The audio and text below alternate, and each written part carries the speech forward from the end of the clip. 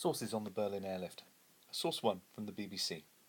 In 1945, the Allies decided to split Germany into 4 zones of occupation. The capital, Berlin, was also split into 4 zones.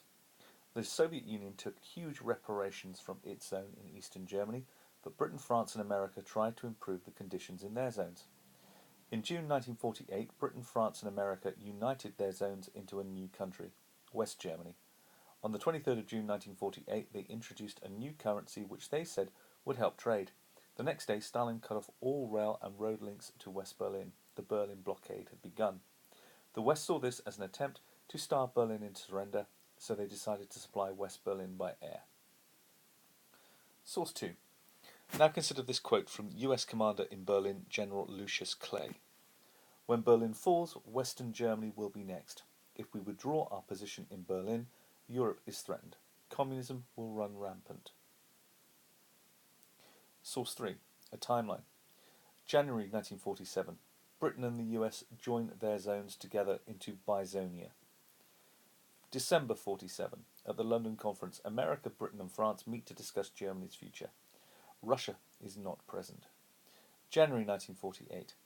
Russia starts to stop Western literature being sold in the Soviet zone. March 1948. The US offers Marshall aid. Stalin forbids Comintern countries to take part. April 1948. Russia imposes a partial blockade of West Berlin.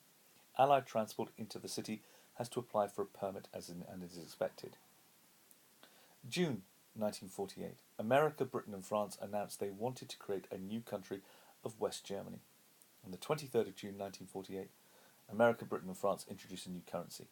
This causes economic chaos in the Russian zone as everyone tries to get rid of their old money and change to the new one. Source 4.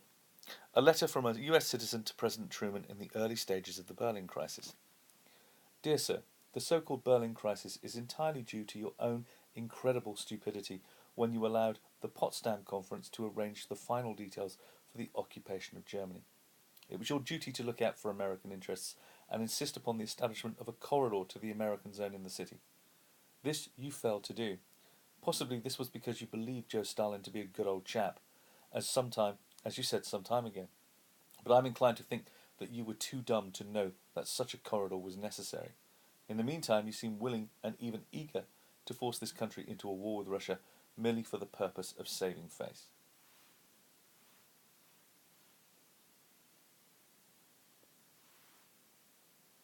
Source 5.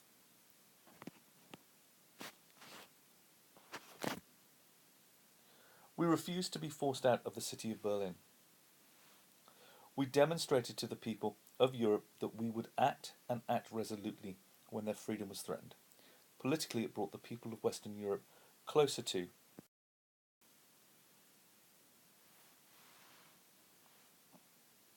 us. The Berlin blockade was a move to test our ability and our will to resist." Source 6 from Spartacus. At the beginning of 1948, Berlin's 3 western zones were merged to form a single zone. With the help of the Marshall Plan, West Berlin became very prosperous. This was in direct contrast to East Berlin that was still being drained of resources by the Soviet Union. Joseph Stalin became increasingly concerned about the developments in West Berlin. Embarrassed by the contrast between the prosperity of West Berlin and the poverty of East Berlin, Stalin decided to take action. On the 1st of April 1948, the Soviet military government in Berlin began to blockade a land blockade of the Allied areas of the city by refusing to permit American and British supplies trains to pass through the zone. It seemed that Stalin's main objective was to force the Western Allies to leave Berlin. 7. From Spartacus. Over the next 10 months, an estimated 2,245,315 tons of supplies were airlifted to the blockaded city. This enabled the Allies to provide enough food and fuel for the 2.5 million people living in West Berlin. On May 12, 1949, Stalin admitted defeat and lifted the blockade. Source 8. Willy Brandt, interviewed by Terence Prittle, 1974. "It would not be fair to be overcritical, particularly when such a fine rescue operation for Berlin was mounted by the Western powers. Maybe there were delays. I would prefer to stress the positive aspects of the blockade. First, it was a heroic episode in which the Allied pilots and Berliners played the main roles. Then it brought about a great feeling of real cooperation between the Berliners and Allies. Those were grey, grim days, but our people showed their steadfastness, their courage, their dry humour, and their basic decency. Source 9, ushistory.org. Truman had thrown the gauntlet at Stalin's feet. The USSR now had to choose between war and peace. He refused to give the order to shoot down the American planes. Over the next 11 months, British and American planes flew over 4,000 tons of supplies daily into West Berlin. As the American public cheered Operation Victuals, Stalin began to look bad in the eyes of the world.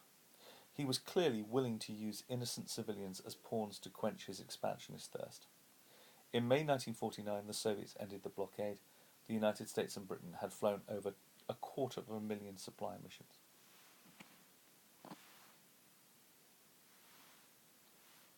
Source 10, the BBC. Germany was divided into the Federal Republic of Germany, West Germany, and the Democratic Republic of East Germany, until 1990. The Iron Curtain became permanent, the Cold War broke into an open confrontation, and the two superpowers began an arms race. In 1949, the Allies set up the North Atlantic Treaty Organization, NATO, as a military alliance to resist Soviet Russia.